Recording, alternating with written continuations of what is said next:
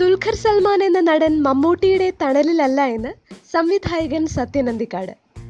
ദുൽഖർ നായകനാകുന്ന ജോമോന്റെ സുവിശേഷങ്ങൾ റിലീസിനൊരുങ്ങവെയാണ് ദുൽഖറുമായുള്ള തന്റെ അനുഭവങ്ങൾ ജനപ്രിയ സംവിധായകൻ പങ്കുവച്ചത്.